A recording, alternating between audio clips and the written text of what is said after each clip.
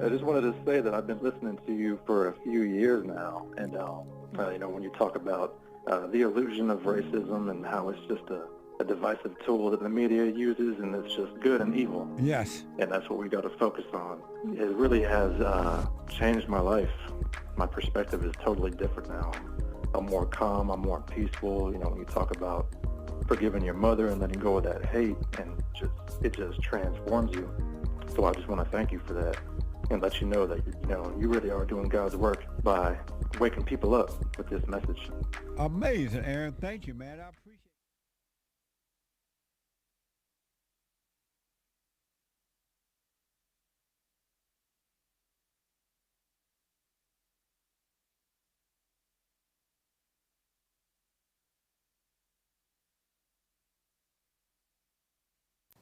To the show.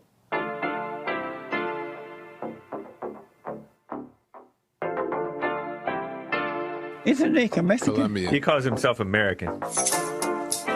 What is this? Anchor Baby. And in this corner, it's the American Anchor Baby. Daddy's home. That's an offensive term. People find that hurtful. You mean it's not politically correct? Excuse me. I'll use the word anchor baby. He's an anchor baby in Canada. Tell him we still rolling with Trump, too. Anchor baby, the whole thing sounds horrific. You're just making it sound like immigrants are these horrific, greedy people. Ustedes pueden aceptar mi negocio o aceptar las consecuencias. Plata o plomo. So you would be considered white, in my opinion. You're the blackest one in this room. I think so. And what happened was his mama got pregnant on the other side of the border. And then a few hours before, just before it was time for him to pop out, she jumped across the border and let him fall on American soil. So he became the anchor baby. You don't call him the anchor baby for nothing. Amazing. We like this anchor baby, right?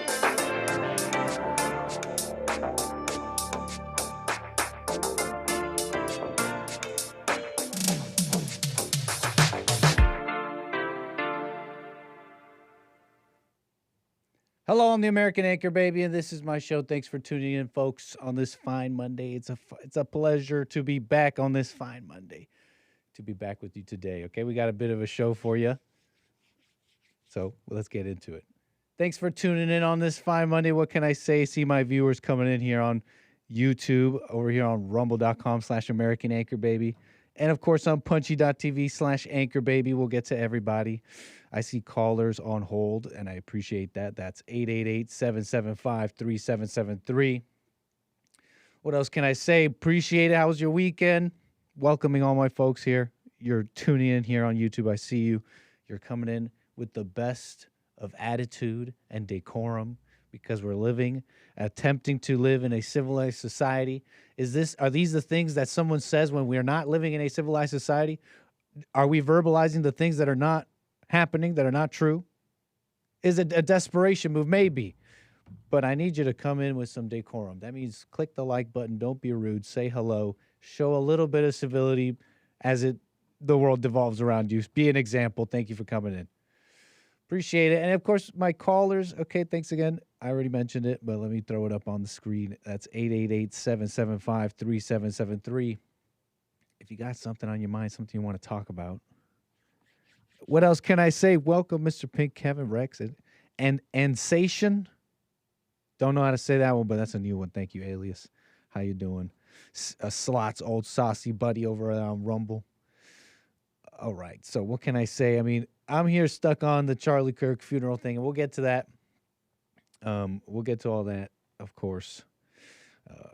The speeches and what I saw, and wow, that makeup did not run. What can I say? But there were some tears. People are like, I saw no tears, no tears. There were some tears, and whatever, right? Crying. It rhymes with lying, and we'll get to all that. Look, there was real. Okay, Trump, I see him as real, and I'll describe some of that. You talked about everybody else's the sorrow of everybody else, how they love Charlie. Just kind of speaking facts. But so interesting, really. It's a number of things I want to comment on. I find it also interesting. and the movement they're talking about. I think these coming weeks is very interesting. I think to observe how people will react. What is it too far to say the future of the right wing? Like, I mean, to me, it's like this. It's kind of the same signs and stuff. So I wouldn't call it a big realization, but I think it's fascinating to see the responses, what will happen with TPUSA and all that. And so we'll get to all that, and this whole going after opponents. That's an interesting little topic. I think it's picking up steam, and I know Jesse even brought it up. I think again today earlier, and I noticed. I don't know if he answered. We didn't. I don't know if he answered exactly. He asked us what we thought about conservatives going after the left.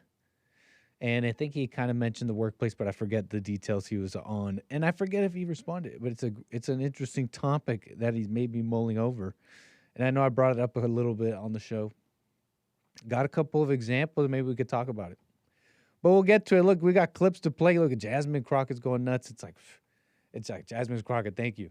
You're telling us very clearly and openly. Black people, they hate white people. They hate them. And her heart hurts to see white people not hate along with her. It's crazy. But we'll get to all that. We'll get to a number of things. Good news too. H-1B 100K. It's not what you thought it was. India is apoplectic on the internet, and I don't have Schadenfreude, glee over the misfortune of others, but or maybe I have to examine myself, but I have to say, I don't see Trump is operating like that. And there's good signs in certain respects for a number of topics we watch for America. What can I say? Immigration, namely here. And we'll see what we could get into. But honestly, appreciate you tuning in. 888-775-3773. What did I want to get to here? What did Kale say today? What's up, Salazar? I think Kale super chatted earlier to the JLP show. Something about like a twist on the assignment / biblical question. What would happen if you didn't think about yourself? / don't think about yourself for a week. / a month for the ladies. He's got you in the hyperbolic time chamber, ladies. He's got you on 500 times gravity. What's going on? Putting you through the ringer a whole month. Maybe don't interpret what that means. But Kale said something about let's not talk about God for a week, and I was wondering if he's talking a bit about y'all, the snake pit / my Discord, and you know I've had to create separate chats so that people can discuss. I'll leave it nicely at that. Discuss at length. Sometimes I hear pretty heated, and I'm talking about Jesus, Bible believing people. They're in my Discord. They're discussing Jesus. I hear it gets heated. I hear it gets nasty sometimes. And I'm not thinking about anybody specific, just saying, hey, this is the spirit sometimes. Hey, these are moments to reflect.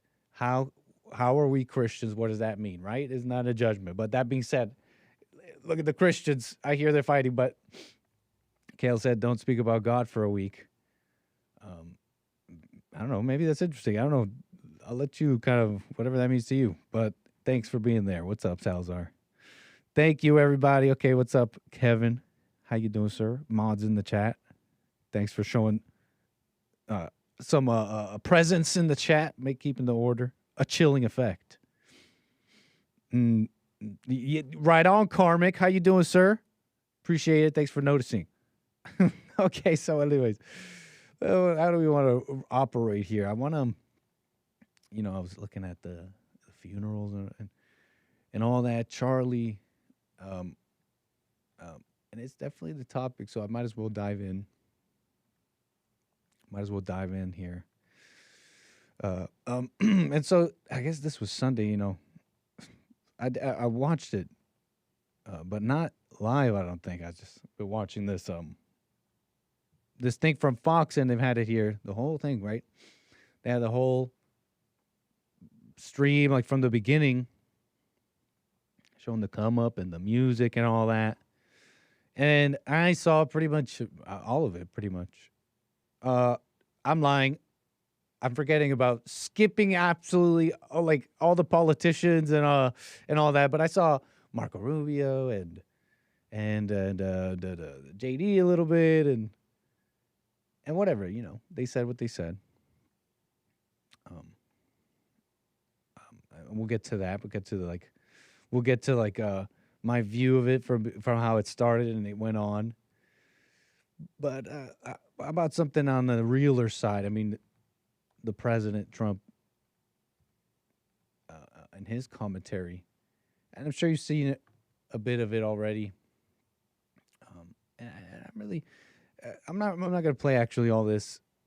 So, I just wanted to say how it came off as real, and he's just speaking facts and telling how what the crowd is mourning and what they're missing, the void he left. And yeah, sure, it's like we could say kind of things other people said, but it just doesn't come off that way. It's just real, and he doesn't go too far.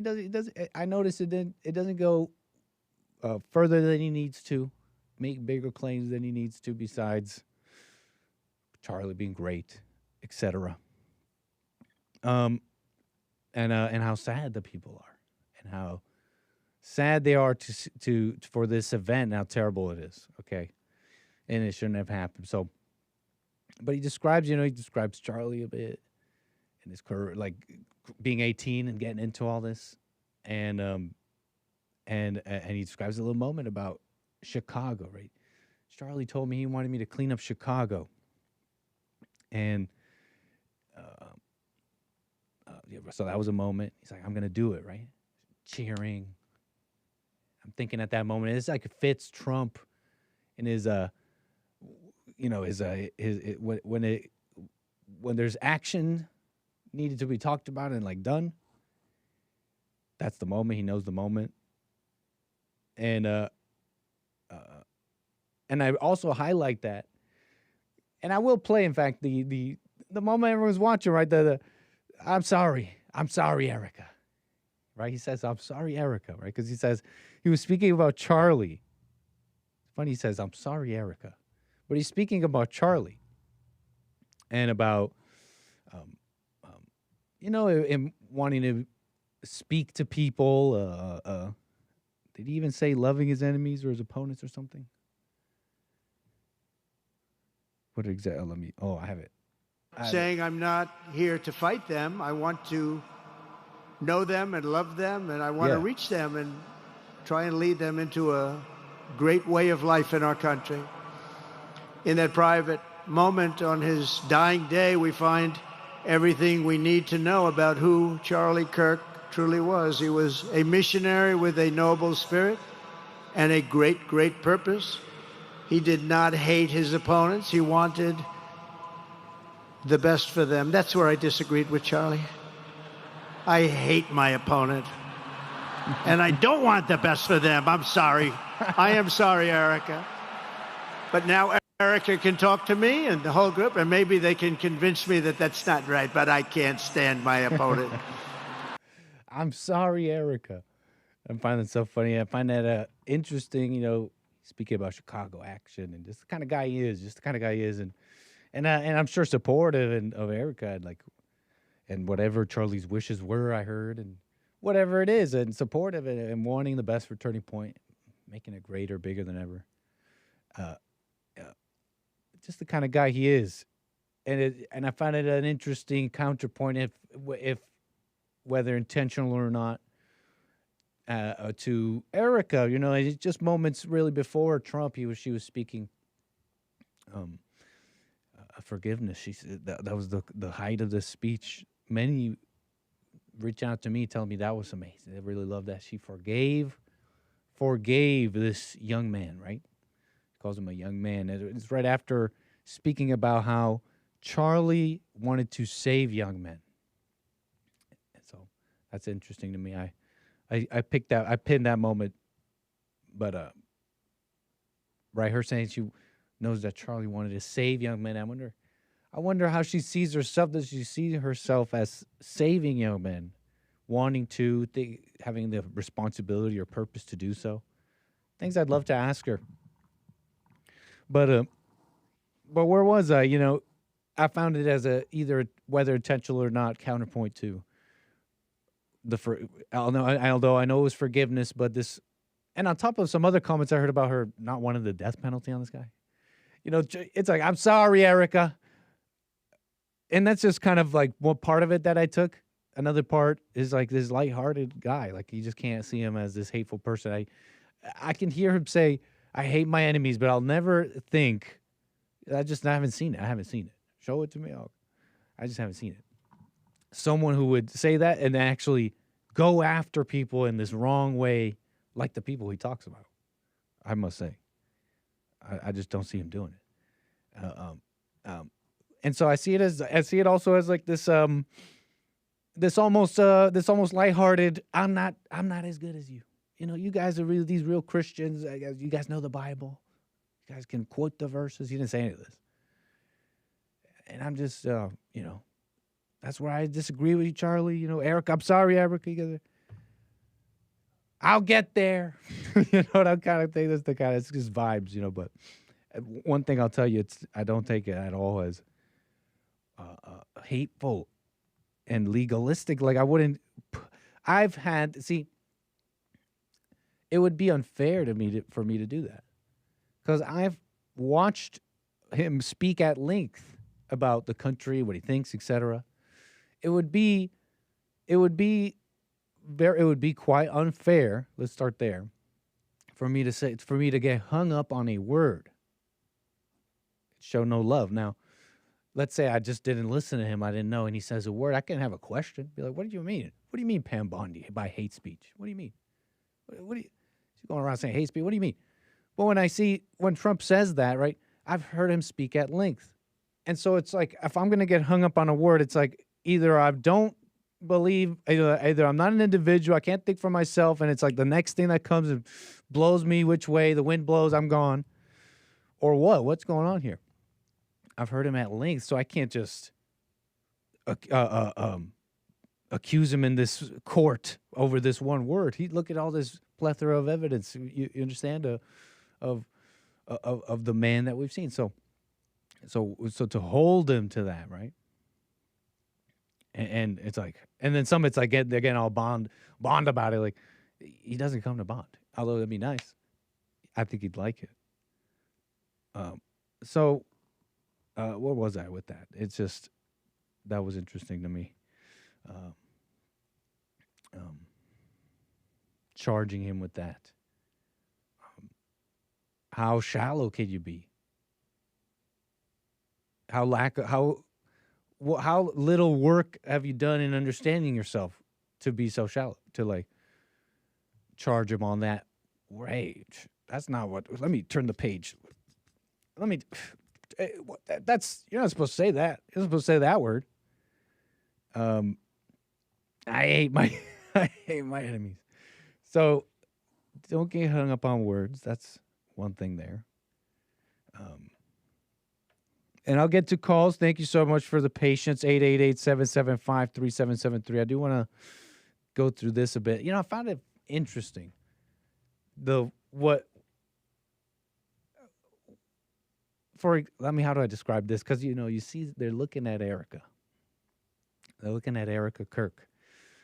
And you might see a grieving woman, etc. But you might hear some commentary like mine or otherwise about Erica, about Charlie, about her making this about her, it being very emotional, phony. In that moment, I know I've seen this happen. I've seen people dislike that commentary, judge that commentary, and in the same breath, they see Erica as suffering now.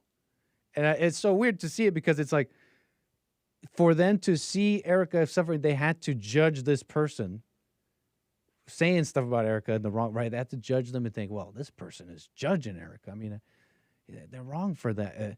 This person, why are you judging someone when that's like sad, that's like in pain, and now this person's in pain. Now you got a narrative going. Now you got, and it had nothing to do with you being an informed individual, right? It had nothing to do with that. And then you'll go on in your life making decisions about life, right? Politics, voting, etc. But you were informed by an emotional moment in your personal life, nothing like real. And now you're like, Erica is in pain. And she is a good wife. She was the perfect wife. Charlie was the perfect husband. Now you got this narrative. I want to get into some of this, and then we'll get to calls and all that. Now you got this narrative and all that. The guy, we're never going to know Charlie. We're never going to know. It's far too important to make him this way, make him that way. He's supposed to be just like this regular guy. I mean, he's like a person, right? But like maybe a great example for those, some more than others, because some really followed and watched him. I didn't, but I've seen some of that. He seemed to live some of what he said, and that's like the most anybody can do. That's like a regular thing to do, and kind of the responsibility of a man. And then you're an example. It's not like this great big thing. It's just the least you could do. So we're never going to know Charlie, regular Charlie. We're going to know MLK Charlie, mythological Charlie. And this Charlie Kirk funeral service, starts off. They got the music going.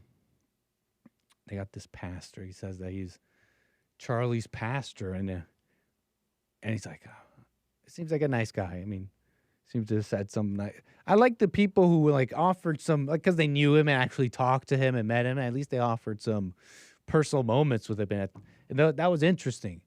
That was just, seemed appropriate.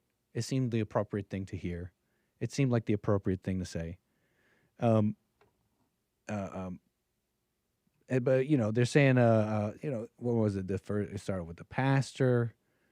He does this little thing on being America's pastor, and I told Charlie I wouldn't be America's pastor. But then it turns out you were right, Charlie. I'm going to be America's pastor for a few minutes here. It's just, I'm remembering when I was a kid, and I brought my first soul to the church. I was like a little kid. There was some kid in the apartment complex I lived in. I brought him to church, to some retreat. I stood in front of, I don't know, I must have seen this done. Over Sundays. I'm a quick learner kind of thing. I'm in front of I'm telling you, it's a true story. I might have said it before. I'm in front of the congregation. I'm like, brothers and sisters, something like this. It says in the Bible, the wise man brings something like sheep to the Lord. Brothers, I am that wise man. I'm like talking about my friend Carlos. Shout out Doxed. That's not his real name. And that it was a short thing, but it had that cadence to it, Whatever. Look, they got the music going. They're talking. They're saying true things. Whatever. And then they got Erica. She comes up. Everyone's talking about the fireworks, and I wanted to say, call it. Maybe I'm inappropriate. I wanted to maybe say something like, "Wow, if I was Charlie." Looking from, just everyone wants to say a direction. I stay out of that. From beyond. And I'm looking at the fireworks. And I'm like, damn, I never got fireworks. But that's not true. This TPUSA events, I'm looking at all sorts of photos with Charlie and like hella fireworks behind him and all that. I guess this is supposed to be a funeral thing. She wasn't the only one. Fireworks was a thing. Fireworks was a bit of a thing. And I'll say this, thematically, like the scene of the set around her, the red and the politicians and these were like powerful names, call it. These were important people. Right, Mark? These were current administration members of the U.S. government. So whatever. I'm thinking thematics, but I personally thought whatever. Oh, there's what's the word I'm looking for? It is dissonant, competing themes and vibes. The soaking music and the fireworks. Incredible. Wow. I wanted to say, now this is already hours in, and I've been watching quite a bit of this, and over these hours, various clips, montages, and stings of like TPUSA with Charlie played throughout. Commentary, audio would be playing between speakers of, just kind of intermission-y kind of things at various moments. I'm thinking, wow, Erica's about to speak because they're saying something about Charlie being an amazing husband and how much he loved being a husband, how much he loved Erica, and how badly he wanted America to get married, and it's just the most important thing to be married and it's like, wow, Erica must be coming up. No, it was just a little intermission, and it happened a couple of times where Erica finally comes in, right? She's talking, fireworks comes in. And she's and peppers it throughout her speech about the man she loves, the marriage, the amazing marriage they had, just the most perfect, most amazing marriage ever, and the example and the perfection of their marriage. And let me see if I can pull up some of this, because this is the part that I saved that struck me, right? Because she comes at this whole thing again, right, about marriage, how much he loved it, how important it is to be married, the command Charlie had for men, how to fix America is to get married men, etc. And our little secret. And how their marriage lasted, their little secret to their lasting marriage. Much. And also some commentary afterwards, because she has a command for men. I want you to watch this. I think I got it right here. Work, but not with unfinished business. Okay, so just for context, she just got finished talking about how he left with no regrets. She said it. She was like, he was ready to die. She said it. Was deafening silence. He had no regrets. She was saying he had no regrets. He lived as a man with no regrets. He had unfinished business, but not he had unfinished work, but not unfinished business.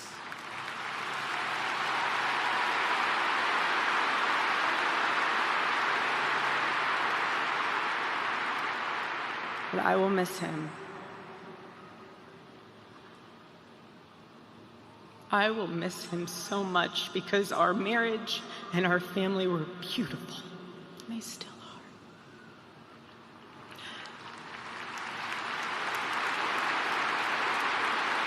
are. I don't know that. The greatest cause in Charlie's life was trying to revive the American family. When he spoke to young people, he was always eager to tell them about God's vision for marriage and how, if they could just dare to live it out, it would enrich every part of their life in the same way that it enriched ours. And someone once asked me how Charlie and I, how we kept our marriage so strong when he was busy traveling. And our little secret, it was love notes. Every Saturday, Charlie wrote one for me, and he never missed a Saturday. And in every single one of them, he'd tell me what his highlight was for the week, how grateful he was for me and our babies.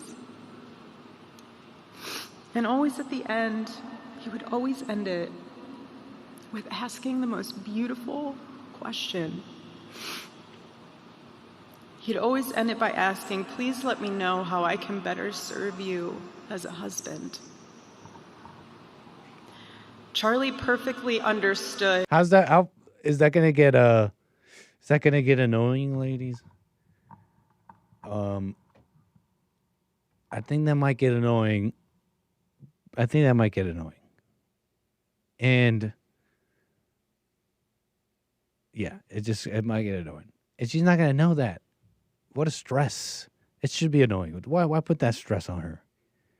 Why put that stress on her? She doesn't know how to answer that question. Whatever she says to that question is going to be, it's fine, whatever. You can ask it, hear it, but it shouldn't be a no space. Okay, step 1, let me ask, how should I better serve you? Step 2, let me do everything. She just responds to that. And I wonder, I don't know Charlie. It could very well be he was like that. And so when she speaks on marriage and what Charlie wanted for men, he's not here to speak for himself. I don't think she's lying. I don't think she's saying things that Charlie hasn't said. But we have to remember he's not here to speak for himself. And I would just wonder. I wonder some of these little details. They're kind of interesting to me. I wonder what Charlie would think and how he'd respond. So she's painted this picture. Where were we here? Right, about the perfect marriage. End it by asking, please let me know. That's right, the every Saturday love notes. Already said about that. How I can better serve you as a husband. Charlie perfectly understood God's role for a Christian husband. Check it out. A man who leads so that they can serve. Oh, okay. I've heard some of that, right? It still makes sense, right, fellas? It's still like, right? You're supposed to be a servant. I've heard some of that, right, fellas? We still good? We still solid here? TPUSA, let's go.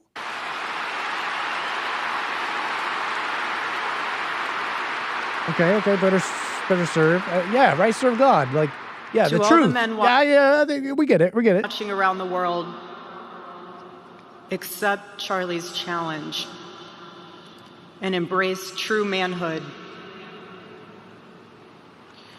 Be strong and courageous for your families. Love your wives and lead them. Okay. Love your children and protect them. What if I don't have children? Miss Erica, what if I don't have children? A young guy, one of the young guys that people are trying to say, y'all trying to save, get married. That's all he wanted. That's it. Be the spiritual head of your home. But please be a leader worth following. Oh, wait, hold up. Your wife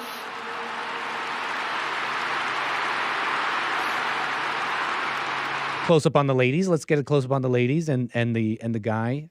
Okay. Close up on the ladies on that one. Your wife is not your servant. Oh.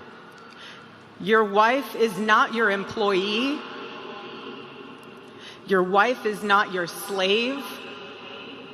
She is your helper. Oh, my bad. You are not rivals.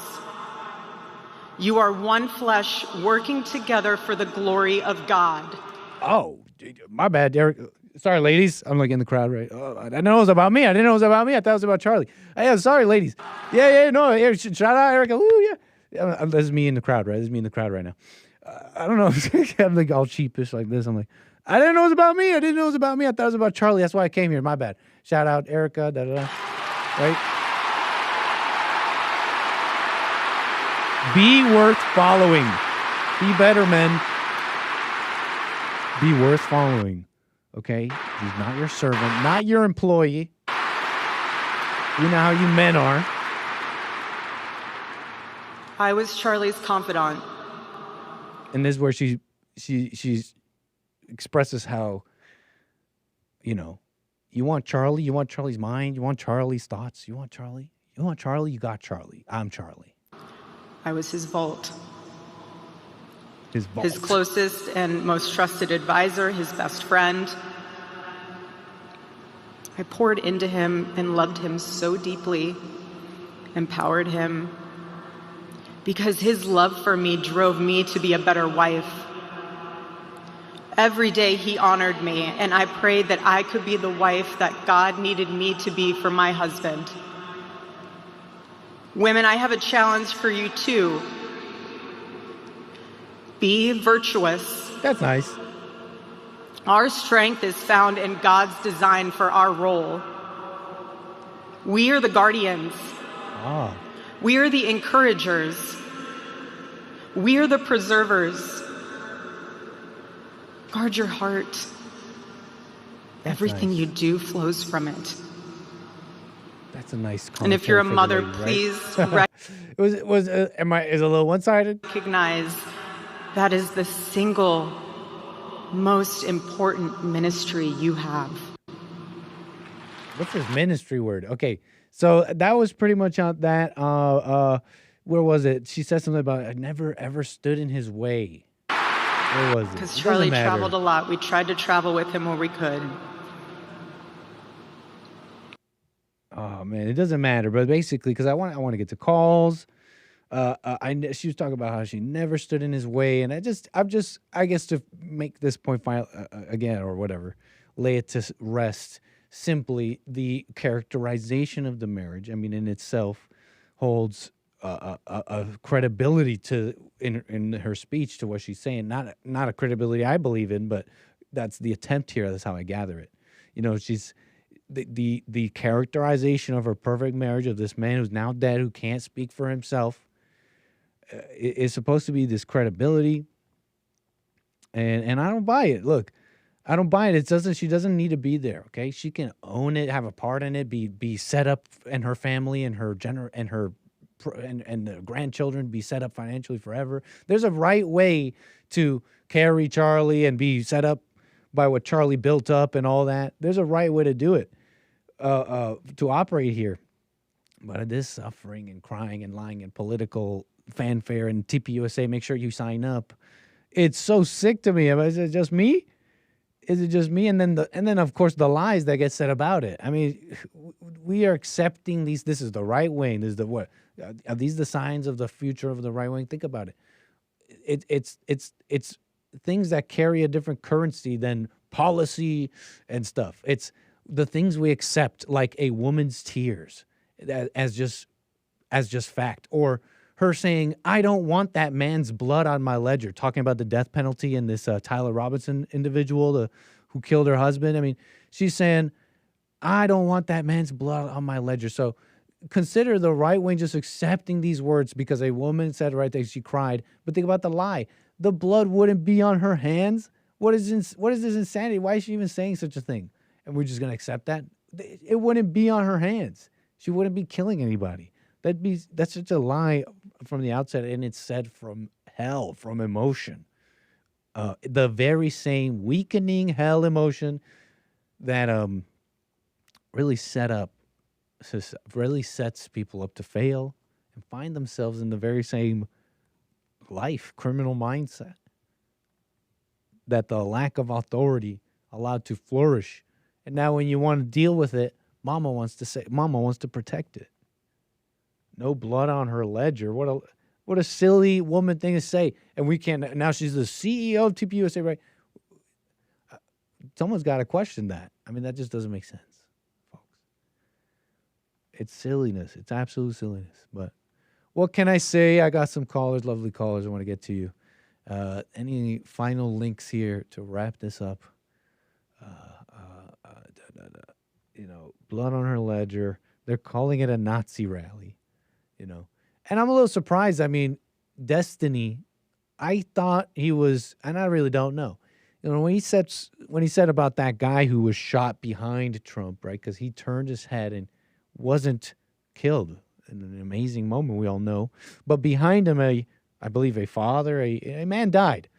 Destiny, I remember him making edgy jokes about that. You might be familiar. Stephen Bonnell, he's been on with Jesse. They still say that in his chat. Destiny is a woman's name. Classic. And I don't take him seriously. Like, he just trolls a little bit, I just don't take him seriously on those things. But I wonder if he really means it. But I know others are saying it's a Nazi rally, really, Nazi rally. This is what they see Charlie and the most moderate boomer Republican Christian just want normal stuff.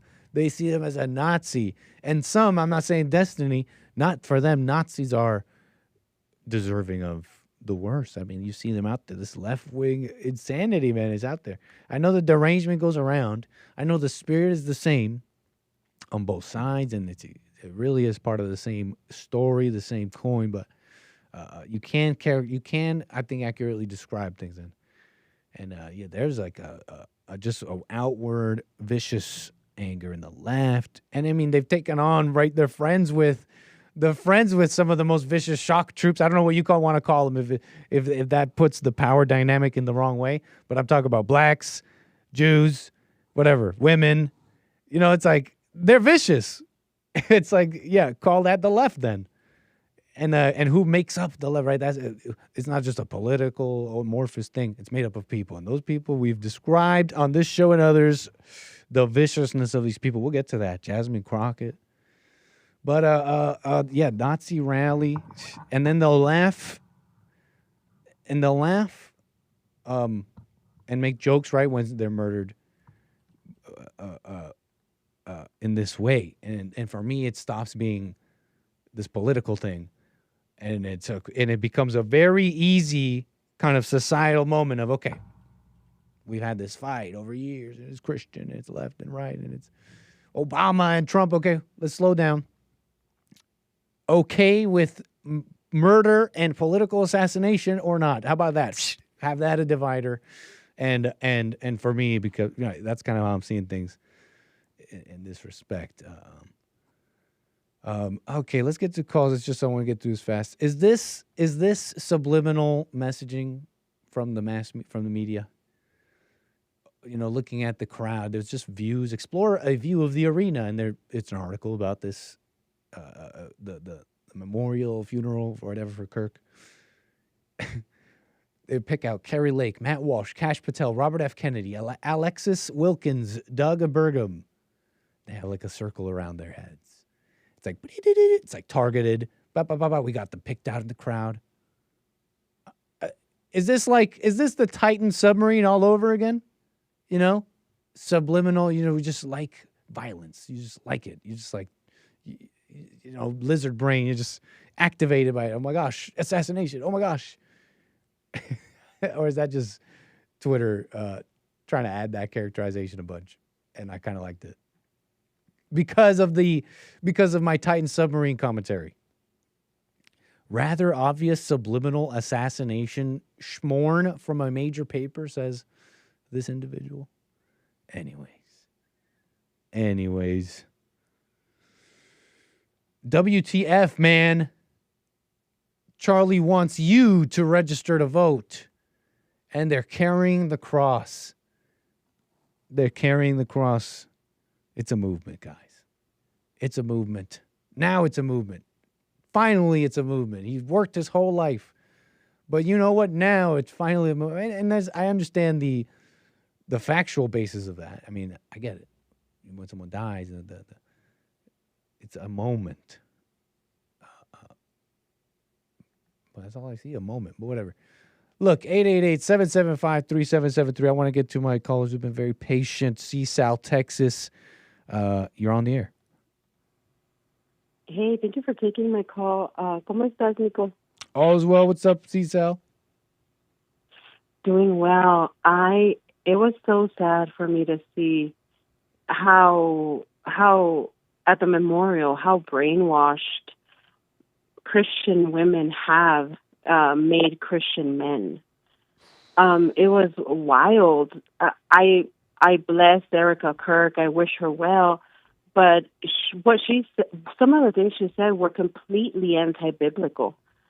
For example, she said, women be virtuous, but then in the next sentence she says, your wife is not your slave. You know, your wife is not your servant. Actually, we are. We're supposed to be servants. Oh. The Bible, the Apostle Paul said that we are slaves, that he was a slave of Christ. I am supposed to be a slave of Christ and a servant of each other. We're supposed to serve each other. Bingo. Christ didn't come to be served. He said, I didn't come to be served, I came to serve. So just that was mind-blowing to me. Like, whoa, doesn't this lady ever read the Bible? I thought this lady was a Christian. She doesn't know that what she's saying is completely against what the New Testament teaches. And then but the worst part for me was like seeing all those hundreds of thousands of people there, like agreeing, like they didn't know either. You know what I mean? They were like clueless. they cheered hard at that one. Like, wow, yeah, I'm definitely not a servant. It was, oh man, it was wild, and it's the trick that Christian women have played, how they have manipulated the Bible to, Nick, you know, she said, Charlie used to ask me, how can I better serve you? Can you imagine a wife saying that? Just if you just flip the script and say, hey, wives, you have to ask your husband, husband, how can I better serve you? They would flip out. That is, and what's funny is I think it would be materially make marriages and households more peaceful. Yes. Overnight, because it would just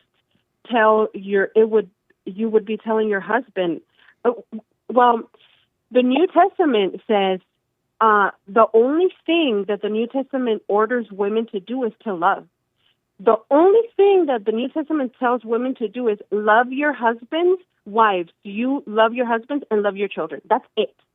It doesn't say go have a ministry. It doesn't say go be the CEO of your husband's company. It doesn't say any of that. All it says is love your husband and your children and take care of the home. Mm-hmm. So, that's interesting, C-Sal. I appreciate this info. I'm just saying. I welcome it. And if I may, I understand. If I may, it's like, consider this: the aversion to the word servant. It speaks to. I mean, it speaks to. We saw it all there. We saw it on video. Her aversion to this word, and the thing is, we've seen it before. We watch film, Erica. We've seen Christian women speak like this before, and we know where it comes from. It's like a feminist. Yeah. It's a feminist. It is the source that which feminized Christianity that you're speaking on, if I may be succinct.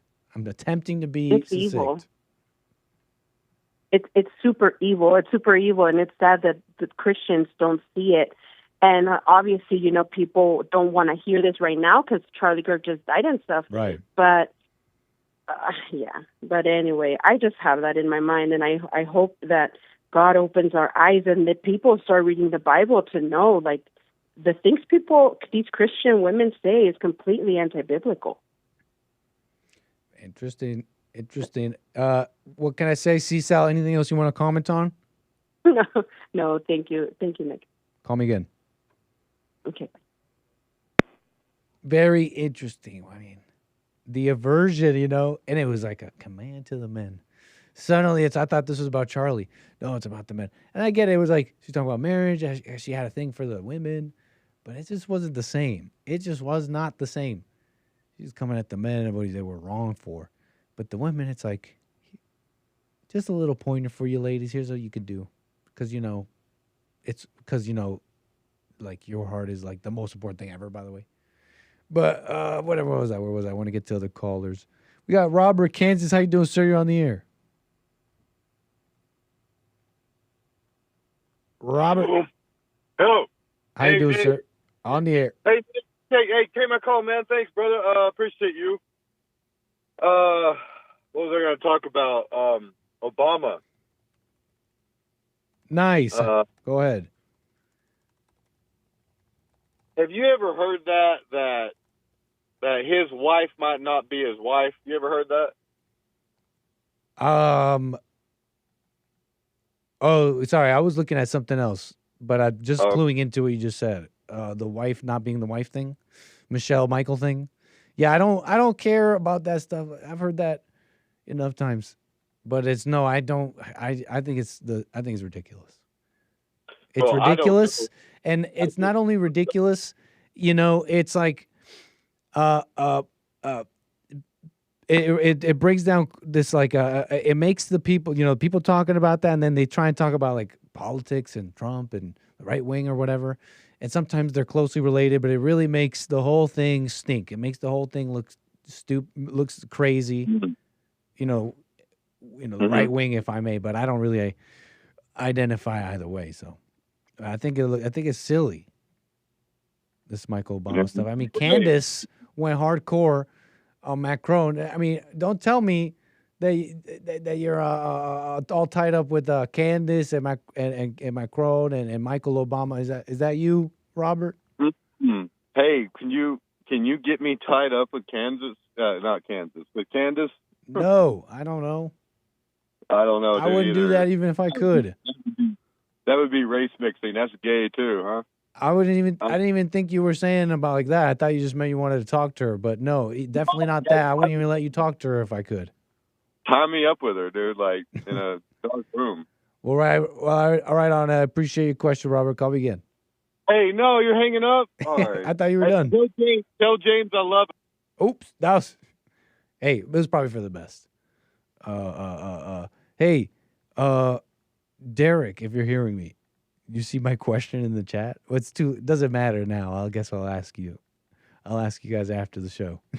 What a question to ask you guys. I should know this for my own show. Sorry, some inside baseball. Don't worry so much about that.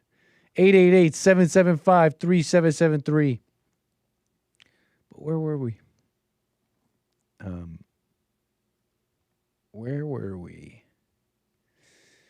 I'll get to super chats and all that. I guess whatever. We'll move on from this. I guess we sort of already did. We were supposed to. It's just this movement commentary. Y'all, it's over 300,000 at this memorial. Imagine how many voters registered. Imagine how many volunteers.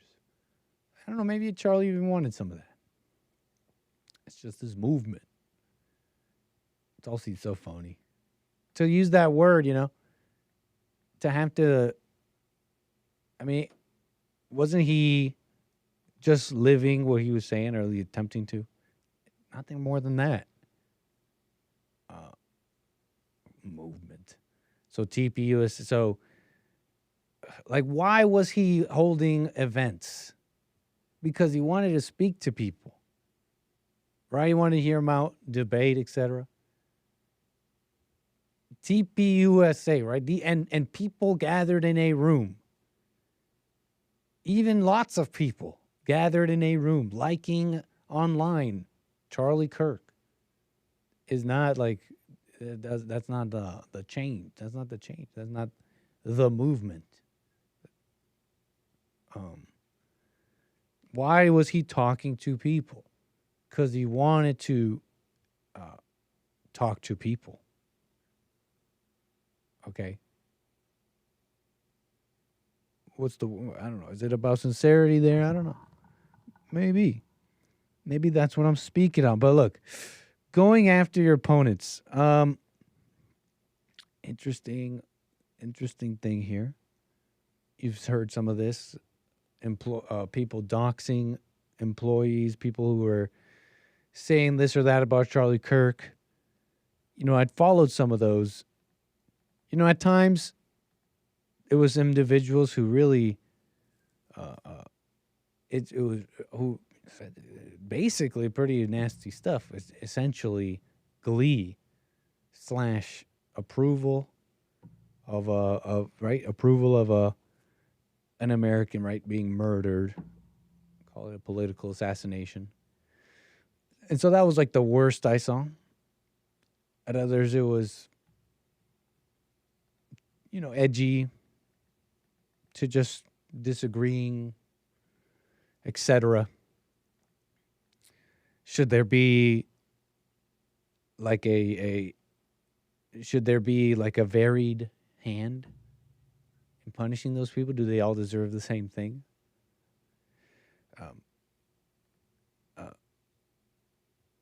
So I know it's going around, like going after the left. I mean, that what I just described gets tied up with some of the president's recent actions, or at least some of the news about it. Not sure if it happened. I forget. Antifa,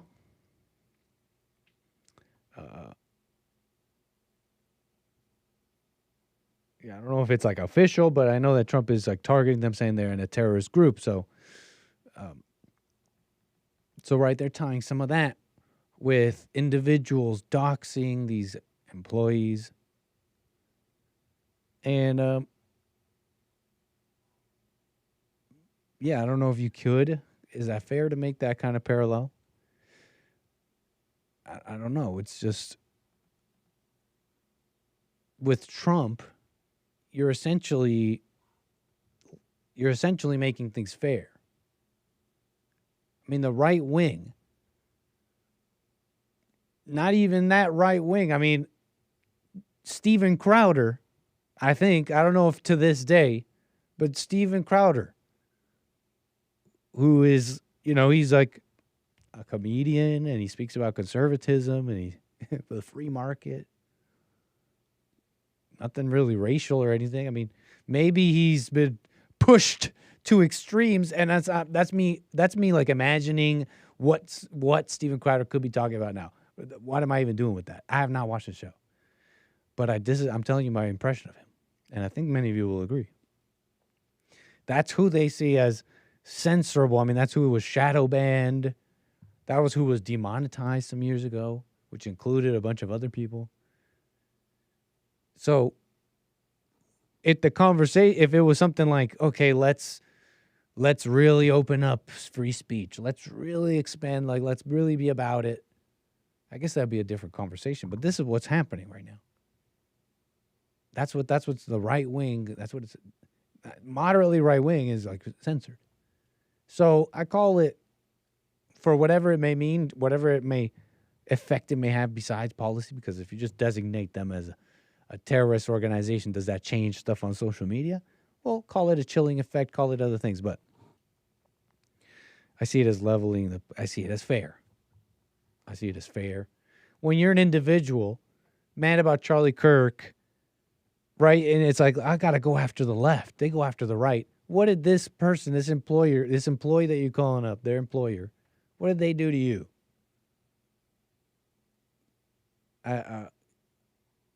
So these are the things I'm thinking of. These are the things on my mind as this pans out post Charlie Kirk, how people operate, how they react. Again, I see Trump. It makes sense to me. It seems fair, and or it's not even about fairness, just leveling the playing field, so to speak, because the Antifa supporting kind of side, the left, I mean, these are just average Democrats who think like that. They're vicious and aren't thinking about fairness. So leveling the playing field here is not fair to the radical left, but we don't need to be here. So I see it as fine policy. I see it as fine action from Trump. Because again, I guess to what orders it for me is like, it's not about revenge. I mean, think about what motivates a heart with revenge. It's very dark, evil things. We're supposed to be Christians. See, it's not about revenge. It's about, are people okay with the murder of an individual and over political reasons and speech? Or not? And if you are, that shouldn't be okay. We don't need to accept that in any way, in any part of society. It should be stopped. It should be shunned. It should be whatever. Definitely shunned and isolated. That's how I think about it. They're saying educators are being fired. Okay, this was an interesting one out of New York Times. They're saying educators are being fired. And it's over this Kirk stuff. And it's like all a familiar playbook of canceling and authoritarianism. No class today read the email. It was the morning after November 2024. Need time to mourn and process this racist, fascist country. Email spread on social media would soon unravel the career of Professor James Bowley. Like, this is the first example they choose, right? Yeah, this person shouldn't be saying that in an email to their students. It doesn't make sense. Like, that's just free speech, bro. You're really going to be an authoritarian. What is this? Stalin, this guy? It's like, that I would fire that if that was my secretary and they were not even being that political. They were just saying, I'm not coming in. I'm just mourning this election. Like, what?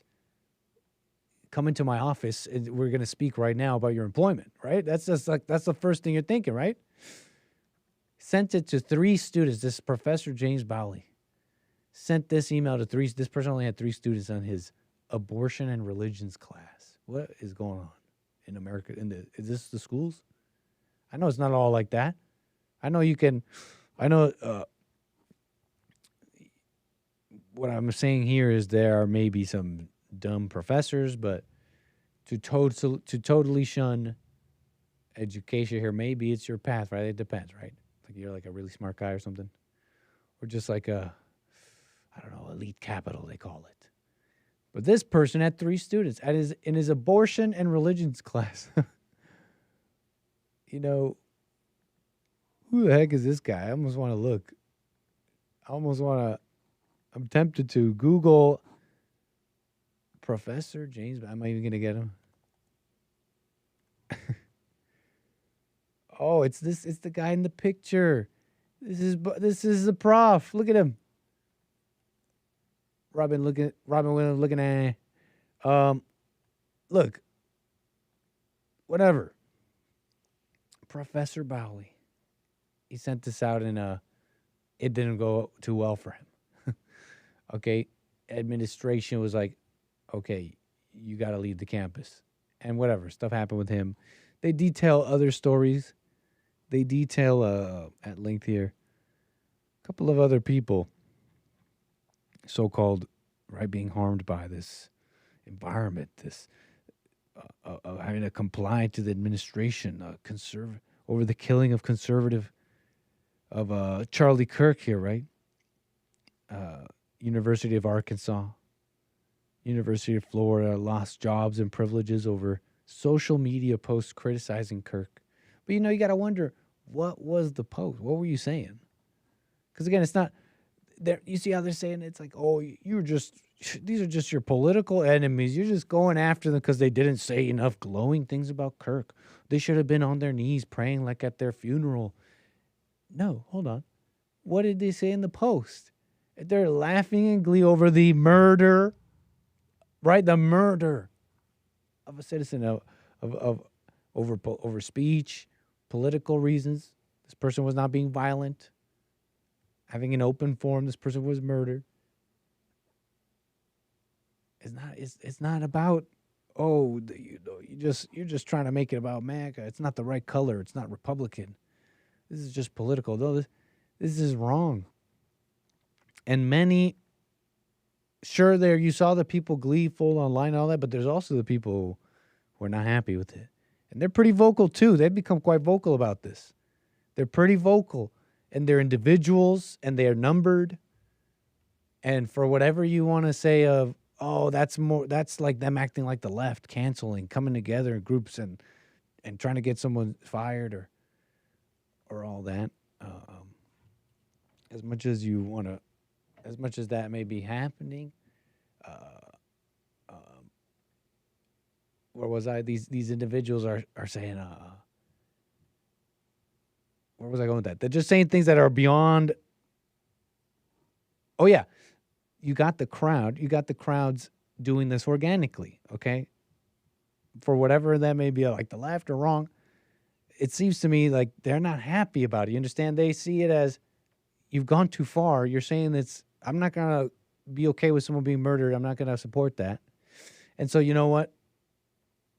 If that's right wing for them to not like you, and I don't have to support it, but them going after your employees and all that, you could call that right wing. But it's like it's happening, right? It's like almost natural.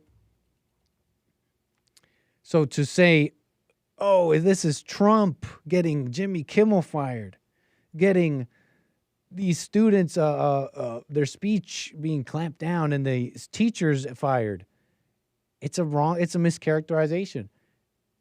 I think the public is largely involved. The public plays a part here too.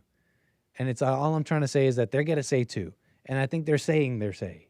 It's not just Trump. It's not like the elite and like authoritarianism. I think the people are getting their say a bit. And I'm not saying that they're they're saints, but I think they're getting their say a bit in some ways here. And you see the ABC people and the university saying, okay, partly thinking that's correct, but also partly maybe going along with the crowd.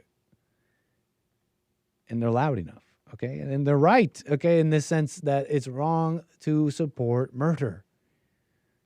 Okay, so where was I? Oh, yeah, this whole thing on the educators, if I may, it is quite interesting. I don't know. I'll just read a little bit more because the point to be made here as well is just how evil teachers have become. They're so evil. It just describes story, teacher after teacher basically happy with Kirk's death. The first, right? That's what they do, right? When they die, they got to make a big stink about it, make their opinions heard. I guess that's what I'm doing, but they're just so evil, right? So where was I? Look, email spread. Okay, the episode reflected a growing clampdown on campus speech that had been gaining steam since the onset of pro-Palestinian campus protests. It presaged the enormous current backlash against teachers and professors following the killing of Charlie Kirk. They face investigations. The American Association of University Professors, an organization founded to defend academic freedom, said it was aware of retaliation against about 60 professors and teachers in connection with critical comments they made about Mr. Kirk or people mourning him. So they got 60. How many more? I don't know, but they got at least 60 pretty evil professors, right? I have to say, I don't know exactly what they said, but in some way, shape, or form, they are being reported as. So it's like, what did they say? I find it hard to believe it's just simply like, look, I simply disagreed with Mr. Kirk. I don't believe he should be dying. I don't believe. That's like a lot of people saying that. You're telling me you could only find 60 professors? No, I think these 60 went beyond than just, I don't have to agree with the guy. I don't think he should die, but I don't have to agree with the guy.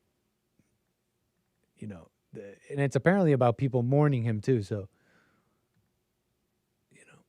it's not left and right. It's like, are you okay with murder or not? Faculty First Responders, an organization that works to advise educators who are victims of doxing, has reached out to 35 academic workers. So the workers, the university professors and workers, are pretty nasty. And you've seen how the female, the heavy female representation in higher education, especially at the administrative level, teachers. At Clemson University, a public institution in South Carolina, 2 professors and a staff member have been fired over social media posts, including one that called the murder of Mr. Kirk swift and ironic karma because of offensive things Mr. Kirk has said over the years. The firings followed pressure from Republican politicians. So, okay, whatever. So maybe there's pressure. But consider, that is a very common response, and we've already been through that at length. It's just ironic because you supported gun violence, but that's an individual who is very glib and trying to justify, right, the murder of someone. And that's been a very common refrain. You've heard it. Oh, it's ironic. He's an agitator. He had an open forum. It's ironic. What's the irony? The guy wanted peace, and we wanted to talk to people. He wasn't saying, hey, people, I love guns, and, anybody can get shot. It can happen at any moment. And you know what? That's just the world we live in. But I love guns, and I accept it. Bow. It's like, that's not what he was saying. That's not at all what he was saying. You can't even characterize it like that. Where's the irony? Do you even know the definition of what you're saying?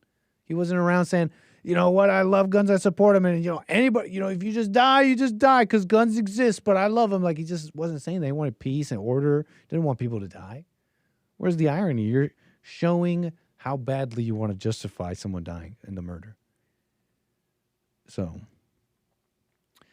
and what can I say? I guess that kind of goes into Jasmine here. Look at this hell of a gal. Oh, wait, Jasmine Crockett. Okay. Hell of a gal. So it goes, basically the story goes, there was a resolution to honor the life and legacy of Charlie Kirk, okay? And look, what are the details of that? Because I don't even know. Let me read this. House passes resolution honoring Charlie Kirk. We'll get back to Jasmine, because this is what she voted against. It's this resolution. 38 Democrats vote present as House adopts resolution honoring Charlie Kirk. And this resolution, they call it a bipartisan resolution. 95 Democrats supported it. It was brought forward by the Speaker, Mike Johnson. 38 voted present, simply merely present. 58 voted no. And I'm trying to gather what this even means, right? So what's a resolution here for this? Just to honor him, I think the vote was, no partisan language in it.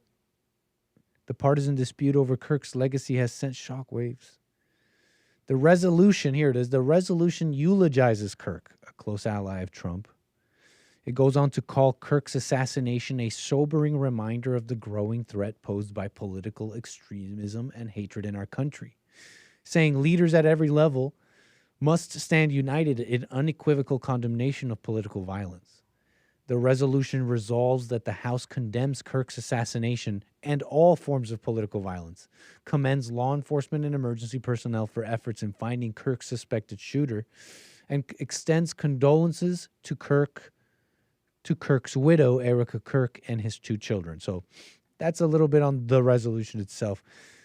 The one voted no on by this Representative Jasmine Crockett, you know her well, Democrat out of Texas, and she spoke on this, lamenting the vote itself, how it went down. One of the things,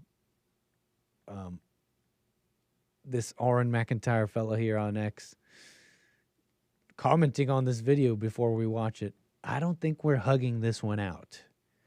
Yeah, your enemy, the enemy you want to be friends with. I understand that Erica simply said she forgave that shooter. But I'm now really, who was on my mind is maybe the callers who were criticizing Trump. So for all of you, you want to kumbaya with your enemy, your opponent, your enemy. How did Trump put it? I hate my enemy. Did he say enemy? I hate my opponent. I can't stand my opponent, my enemy maybe. I'm forgetting now, but you want to get along, right? You just want to get along. You were saying, hey, some of you were saying, Trump, why say that? Why not lower the temperature? Why not unite, right? Why not be a uniter? Let me show you. This is what they're thinking. While you're out there saying, let's unite. By the way, you think I'm saying one thing like we must hate back with what I'm about to say? That's obviously what the mind would think. Of course the mind would think such a thing. That's silly. That's not what I'm saying, but take this in. This is what this individual, this is what this that side is thinking when you're like going around saying, let's unite. One of the things I do want to point out that's not been laid out that honestly hurts my heart is when I saw the no votes, there were only 2 Caucasians. For the most part, the only people that voted no were people of color, because the rhetoric that Charlie Kirk continuously put out there was rhetoric that specifically targeted people of color. And so it is unfortunate that even our colleagues could not see. When she says that, she means he spoke about black people. And you're not allowed to do that. You can't say anything about him. Why would you speak on that? That's what she means by targeting. That's what she means by that. His rhetoric targeted these people, meaning he spoke about them. Meaning he just spoke freely like he would speak about anything else. And how dare you do that? She wants to make that very clear. And I want to express that to you so you know what she's saying here and what she's saying to these black people that vote for her and otherwise. That's what she's saying to them. That's how she treats these people. That's how she treats you. That's what she thinks about you. You're a baby. You're dumb. How? And so it is and yeah. And you can't speak on us. You can't utter anything about us. How dare you? Target. Fortunate that even our colleagues could not see how harmful his rhetoric was, specifically to us. And you know what? One of the So specifically to us, right? Invoking the race thing, right? These white people, how dare you? But in the same breath, showing us how evil blacks have become. She's telling us herself. All the people who were voting with me were black. They were of color. She's telling you that right there. The people this resolution is just a whatever. We're just going to say that we're condemning political violence and it's wrong what happened to Charlie Kirk, and we condemn the assassination and we wish the family and wife well. Hell no. And why are these white people not understanding that what we care about is that time that that one clip, the clip we all saw of Charlie Kirk, and it's probably not just once, but it's not like they were following Charlie Kirk. It's that clip we saw of him talk about black people. It's like, how do they not know this? Didn't they see the clip that he talked about black people? / in their minds, that's targeting, because this stupid woman said it. He's targeting black people. So, how do they not know that? Because I look around me, and all I see is people of color with me, and I see you, white people, except for two people were on our side, and it's like, yeah, those are my brothers. Those people get us, because because you can control them. So evil, and this is like highest levels of our U.S. government, folks. It's not going to get better. It's not going to get better. Look at who's in charge. Look at who's running things. Look at who has sway, attention, votes coming in, political whatever, has a political stake, so to speak. For the most part, the only people that voted no were people of color. She's telling you right there. Blacks have become quite evil. Minorities, people of color, these individual groups. And this is the thing about unite, not unite. When I think about unite, there are criticisms the internal right wing has about Trump and the right wing and the GOP, fine. But going like on a bird's eye view from that, Trump unites those that want just the country to keep going, who just want civility, society to keep going. Like that's what it's becoming. And so why unite with anything like this? That's exactly what you want divided out. Color. And so what else did I want to say here? It is unfortunate that even our was rhetoric that specifically and so blacks, minorities, women, all these people have become what? They become anti just society, America. It becomes that simple for me and how to describe the radicalism in our politics and our society. Okay, she's making this about things he said when they're trying to say, hey, he shouldn't have been killed for what he said. But she's like, yeah, but did you hear what he said though? Yeah, okay, hold on. Let's have a Jasmine, let's have a higher mind here, a higher moment, and be statesmen and women. What a terrible thing. Of this era. And she's like, no, but what about, but like the thing he said though, right? Like, did you hear what he said though? Jasmine, Jasmine, that's what we're talking about. He should have been killed for that. But, what can I say? What did I have here? Jasmine, a hell of a gal. Now, what was I hearing about Crockett saying this individual was a random dead person, the mother of murdered man. In fact, I think we have footage. I think we got a little clippy for you, and then we'll get to calls. I'm having a little trouble here. Hold on. Ad blocker, you're great. You're amazing, but you got to go away. You got to let me operate here. Okay? You're blocking up my whole computer. You've frozen everything, ad blocker. You got to chill. New York Post and ad blocker are having a big issue right now. I'd love to get back to you here, folks, here in a moment. Okay. To hold another hearing on Biden's border crisis today. They will hear 20-year-old daughter Kayla Hamilton was strangled to death in July of last year. Police arresting a teenage illegal immigrant from El Salvador with alleged ties to MS-13 and her killing. Tammy Nobles is the mother of Kayla Hamilton, and she joins me now. Tammy, thank you so much for getting up with us. My heart just breaks for you and what you're going through. But I want to hear what you plan on saying at this hearing today.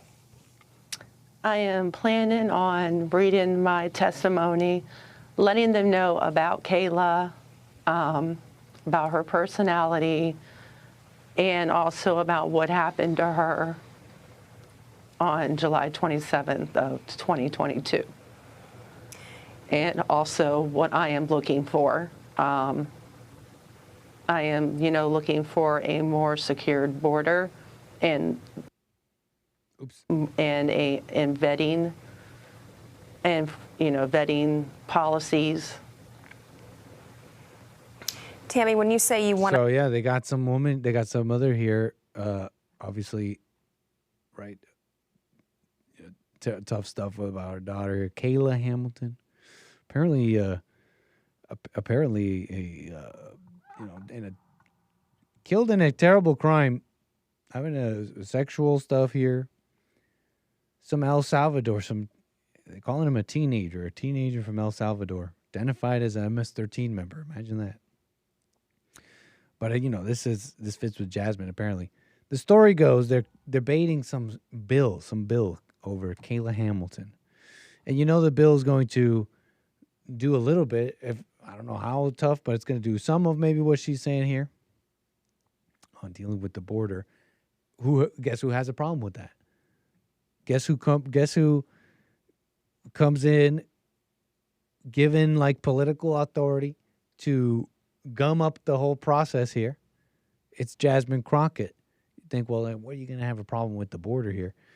She makes this argument essentially that you take she's quoted here. You take a situation and then you exploit what has happened to not only that person, but you exploit those families. You make it a game. Stop throwing a random dead person's name on something for your own political expediency. Like, that's not something that you do in politics. Come on, it goes both ways, Jasmine. Don't act so coy and cute now, like throwing around dead people's names, okay, for political expediency. Don't start playing that game right now. Throwing it back and forth, you could do that for sure. That being said, what's the political expedience here? Clean up the border. Don't let this happen again. She's like, yeah, that's just random dead people to me. That's random dead people. You're not talking about black people and the racism of this country. That's random dead people to me. That's how these people think. Okay, so no, it's not getting better. Erica Kirk, it's not happening. What can I tell you? And they're mad, okay? They're angry here. How many are agreeing with this? There's got to be blacks who want society, right? I mean, come on, it's time to make some noise. Right? Just like the so-called good Muslim and the good, I've never really heard about the good Jew or bad Jew, and like in the same way I've heard of, look, here's what I'm describing. In the political world, I've heard of this concept of the good immigrant, and they call it the good Muslim or whatever. And then when I hear that, the right sometimes responds with, well, where are they? I mean, I hear about the terrorists and all that. The good Muslim has to come out and say, hey, we disavow this crap, the terrorism, the anti-Christian stuff, the anti-white stuff. That's what I'm speaking on. Like, where's the good Muslim? Where's the good Jew? I've never really heard that. Where's the good black? Come out and speak, because this is what they're posting. They're posting that the people have a right to violence. Black Lives Matter, and they're still posting. Look, they have an account. This is their official account. Instagram.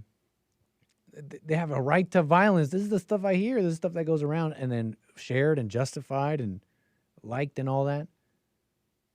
You know, someone posted this, someone juxtaposed this Instagram Black Lives Matter post about having a right to violence next to, let me make sure that doesn't play someone getting killed. Yeah. Next to, right, just a still image of Irina in the train moments before being killed by that individual, this DeCarlos Brown, who, you know, we might have to look it up. I don't know whatever happened with him. What's going on with him lately? But that was, however, whoever put this together, you know, put these two side by side. But I'll let you watch what Black Lives Matter posted. A right to violence.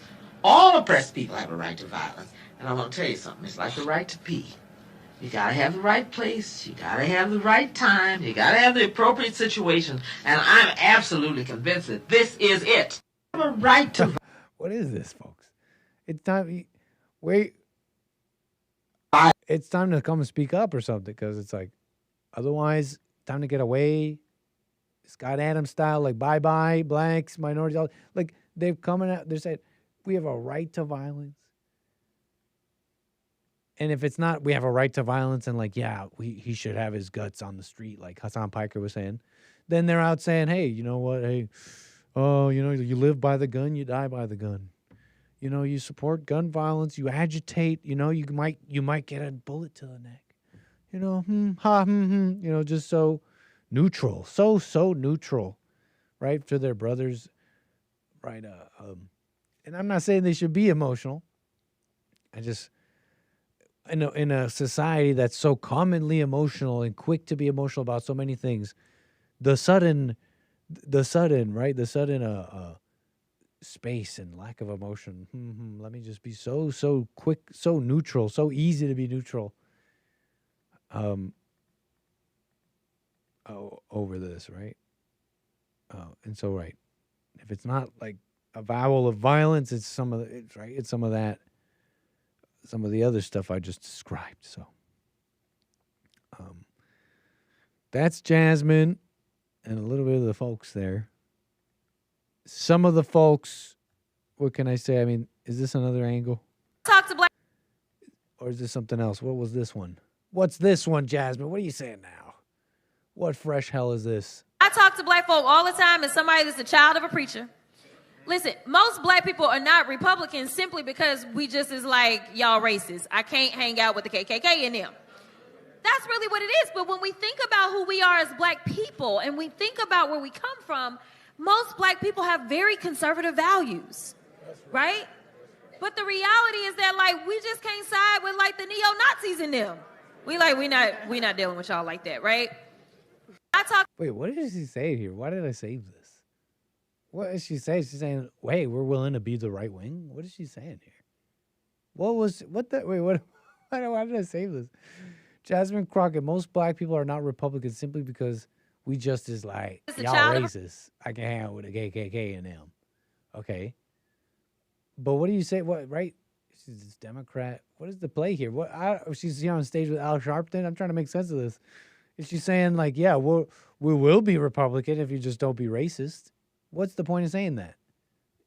Because usually she's like, no, you guys are wrong. And you guys are like racist and hateful and we're right. Our side is right. But she's saying, maybe I'm just thinking too hard on this. She's just describing black people, right? That's all she's doing. She's just saying, hey, I know how you guys are, but, you know, F those racists. I think I'm thinking too hard on this. But look at the stage, too, huh? Look at I'm really just looking at Al Sharpton. Who are these other two? Oh, yeah, look at the lineup. Ayanna Pressley. Come from. These are your speakers, black people. I mean, what is going on? Communist continuation of MLK after liposuction. I mean, you know what can I? Now I'm just trying to be funny, coming up, but just being nasty. Shout out Al Sharpton. Well, you know, race hustling to this day. What can I say? What can I say? What are y'all saying? Let me see. Let me refresh and check this all out. What are you guys saying here? We got super chats, coffees. I want to get to all that. But what can I say? Look at all this. It's just me. You seeing this? The annual Race Hustler Summit or something like that. Incredible. Thank you for the super chats, everybody. Thank you, Birdie Bound Brian. Thank you for the generosity. Alphabet back to back with the generosity. You know, it reads here. Thanks. It reads Alphabet. Wait, hold on. I'm misreading this. This is from the other day. Apologies. Hold on. Something in my eye.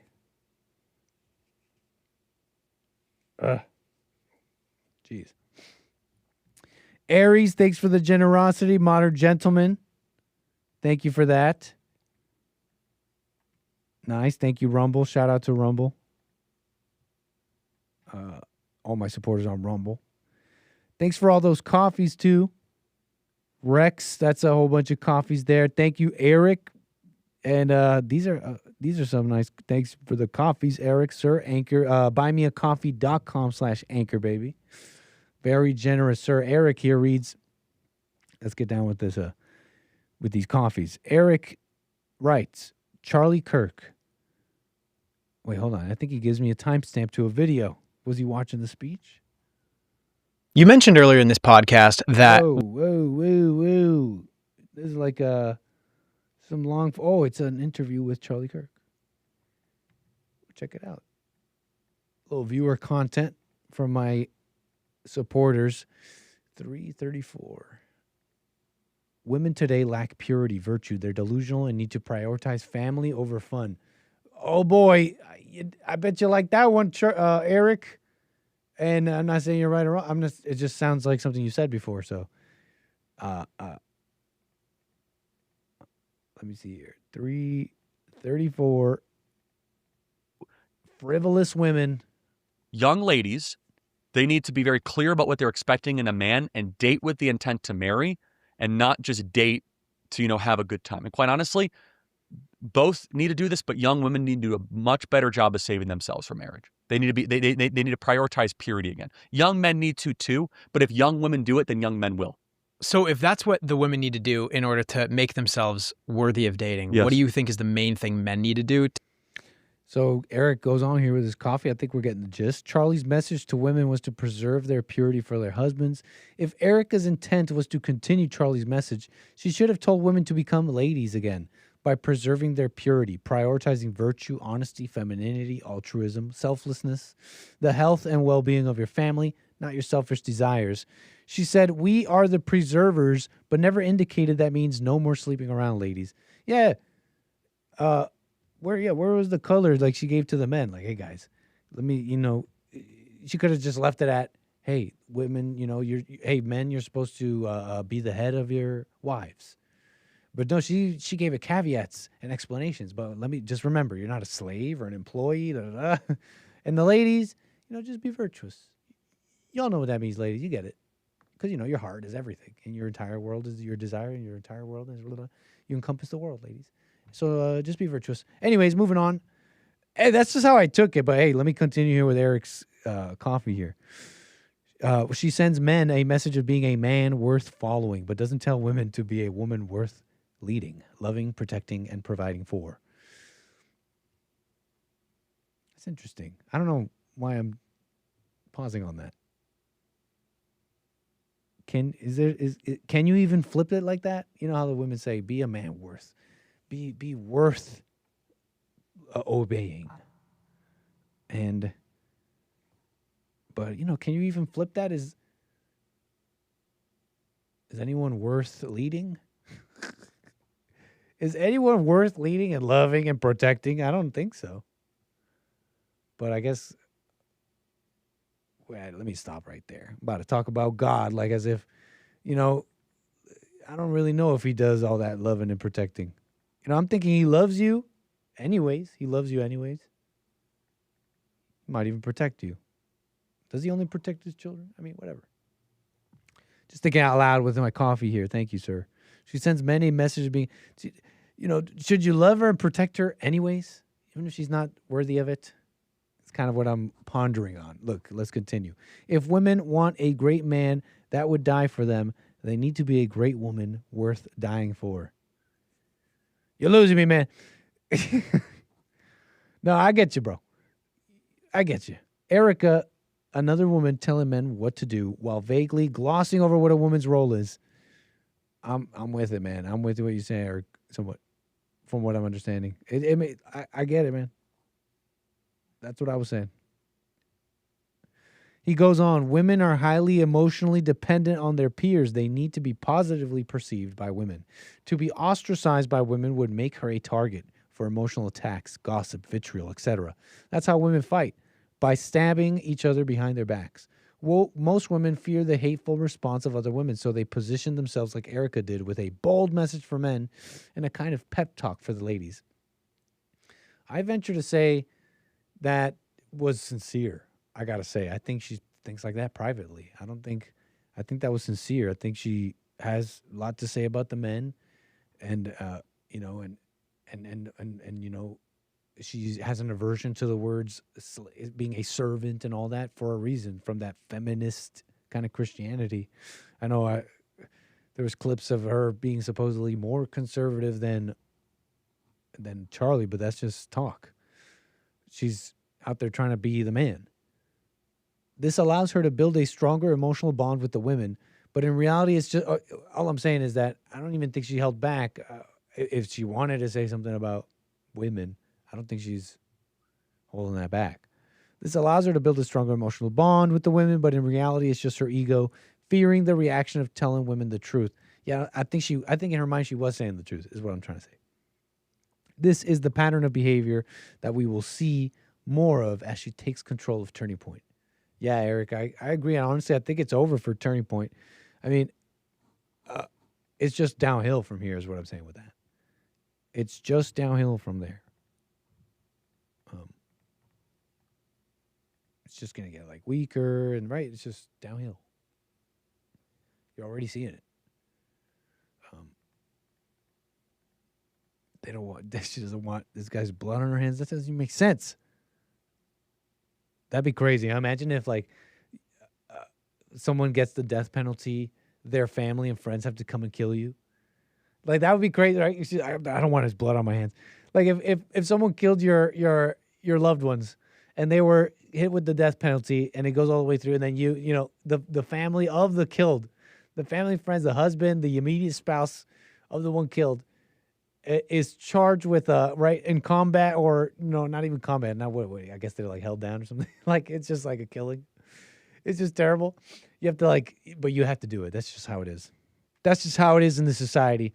Erica's like, yeah, I don't want to do that. I don't want to kill him. It's not even that at all. How do they even do that nowadays? Just injection? They don't shock him anymore, do they? Do they still shoot him? Do they still do do they still execute by shooting? Is it gallery shooting? Whatever they call that. Do they still do that? I think I'll just do that. I mean, that's a silly thing to even say. I think I'll just do that. Executions are for like these criminals, right? Firing squad is what it's called, of course. I hear that one's quick enough. So whatever. What else about this? Super chats. Thank you so much for the coffees and the support. Thank you for that. But it's over. I think we're done with all that. Rumble. Thank you, Creighton, buddy. Appreciate that. Let me get to Zach. How you doing, Zach? North Carolina on the air. Hey, Nick. Can you hear me? Coming in clear, man. Go ahead. Okay. I just had a question for you personally as a pilot. Okay. You're a pilot in training, right? Or have you flown a real plane yet? Can you I liked your question more when you didn't ask me if I was a real pilot. But yeah, pretty much yes to everything you said before that. I won't. I'm not. I'm just like leaving that as an I don't know. But no, I mean But basically, no. I've never flown a real plane. I think I have to say that. Yeah, for all I know, I don't know if you were like training eventually to be in the military or just do this for fun or whatever. But yeah, none I of was that. just wondering because. But for credibility, I make it sound like I did. Oh, gotcha. I wasn't asking for credibility or anything, just curiosity. Fair enough. No, I just for fun. Okay. Well, I think that you would really enjoy Formula One because in Formula One, the vehicles are a lot like jets, like fighter jets, in that they're built to be aerodynamic. And I just think that there's a whole lot there that you would really like latch onto intellectually because it's kind of like a sport for like a kind of smarter or more scientific kind of mind. So I don't know. I was wondering if you ever watched any Formula One or racing. No, no, I haven't. Can't say I'm really that familiar. I'm just familiar with some of the differences in the vehicles because that's what makes them different, right? At Formula One to NASCAR and all that. But I can't say no. I'm not familiar with. You're describing some aspects that are kind of tickling all the right things about what would be right. What would get me into something like you're saying? There's a number of aspects to this driving stuff you're telling me because this is how I take it. It's like it's really a sport of the best engineered car. Or am I getting that wrong? Yeah, the drivers are great, and some are really great. But it's also like the car. It's like the car that's best engineered. And I'm talking about the individual. Tell me where I'm wrong. This is how I see F1. The individual cars are all kind of tweaked a little different. They're all kind of trying. They're on the bleeding edge of this engineering, and it's kind of like the best built car wins. In a way, but the difference is that it's based on the team's judgment of how to tweak their cars for each upcoming race. Because the next race, each one is in a different country. So the next one might be in a hot country or a cold country, or so they need to make decisions and have to judge the gains and the losses based on what they tweak, and they have to know what works best with the driver. And then there's actually a whole lot that the driver has to do right in order to win, even if they all had completely identical vehicles. Mm. And those are just constant micro decisions that they're making literally multiple times a second the entire time. Because in racing, every millisecond is precious because how they add up. And so the driver has to choose if he chooses to go inside or outside on a given turn, that can mess up the whole rest of the lap, the whole rest of the race, and things like that. So it's also another example of just a system of meritocracy. And one interesting thing what does that mean? Zach? We lost you there for a sec. You were saying the meritocracy? Explain what you mean. Just that the winning is based completely on performance, not just by the driver, but by the team, the technical team, and the strategic decisions. Such as they have 3 tire types to choose from throughout their whole race, and they have to choose what they're going to start on, what they're going to finish on. Mm-hmm. The soft, hard, or medium tires, things like that. So there's no way you can. Also, the reason I say there's no DEI is because the corporate presence, like the financial presence in Formula One, is not hidden at all. It is completely on the forefront. So if you're a fan, then you are there, right out on the open. It's kind of like wrestling, where you see where the funding is coming from. It's almost like a part of the sport. And one more thing. Yeah, so I don't know why you're mentioning no DEI in relation to this conversation about me being a pilot. I don't know why you're bringing that up, but okay. Well, because I tend to kind of look for that, like in the things that I like. Like I see it in movies. It's hard for me to enjoy a lot of the Disney Star Wars because I get the feeling that it's just a lot of ideas that no one was allowed to say no to. But I was also noticing in Formula One. Now, this is going to sound controversial, but like most of the racers are white males, the drivers. And I was thinking about that, and I was thinking how, and there's a lot of kind of Latino as well, and there's a black, actually the best racer for the last like 7 years, or maybe 9 years, was a black guy from England. So, but my point is, sometimes, it just feels like, to me recently, it's one of the areas that have not been affected by DEI and all that. Interesting. So what you're seeing is the real deal. You can't fake it. And, all right. And I was just thinking, like, I was wondering why I enjoy it so much. And I was thinking part of it is because it's like a white European environment. And, like, lately I've just been so, like, I don't know, annoyed by the fact that it's like I've kind of felt for so long that, like, I'm not allowed to enjoy my own culture and origins. So it's a little bit of that too, I think. Well, I didn't know all this about Formula One. That's interesting, Zach. I might have to I just wanted to recommend myself a little bit. I get the feeling you'll enjoy it. There's a whole, they do a really good job of keeping people, the fans, updated on everything going on, including the science and the technology. Zach, were you the same one that called me the other day? And you called the LP earlier today? Yeah. I didn't know if you remember. Yeah, I just wanted to make sure for my notes. But yeah, nice to hear from you, Zach. Glad to hear you got through with Jesse. Wishing you well, sir. Anything else you want to say? No. Well, I did. I'll just mention now since you brought it up. I didn't want to really call in about that story because I kind of realized, like, it's just kind of like a negative, thing that I'm going through, and now I'm just kind of going through it. So yeah, no need to. Yeah, no. I'm not asking you about it. You can speak on it if you like, but loud and clear, sir.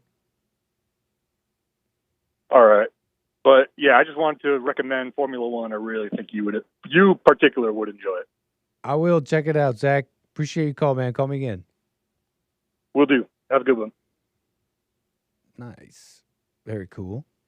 Ross, New Jersey, on the air. How you doing? Good. How you doing, Ankle Baby? All's well, sir. Thank you. Go ahead.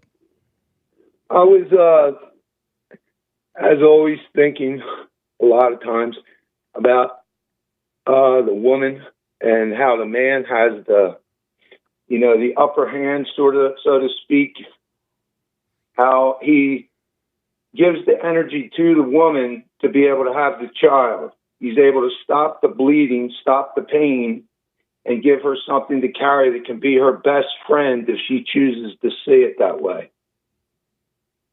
You understand what I'm saying? Mm-hmm.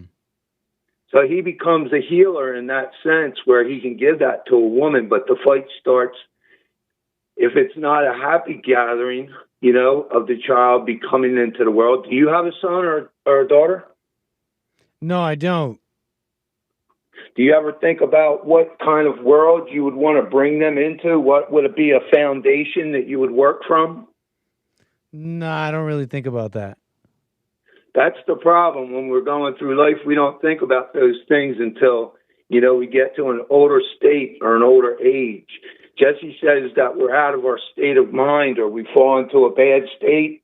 Actually, what we do is we fall into a generational state, depending on who we surround ourselves with.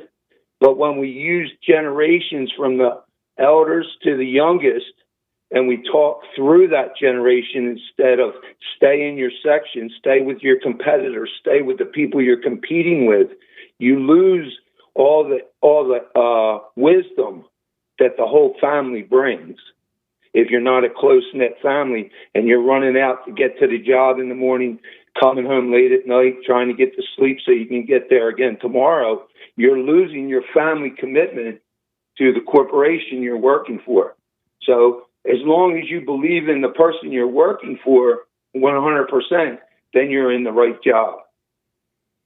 I think I see what you're saying a little bit. I was just thinking, I don't think about that because I already know the world is messed up. But well, that's the thing. What you got to do is you got to find a footing, like all houses, before you start to build again.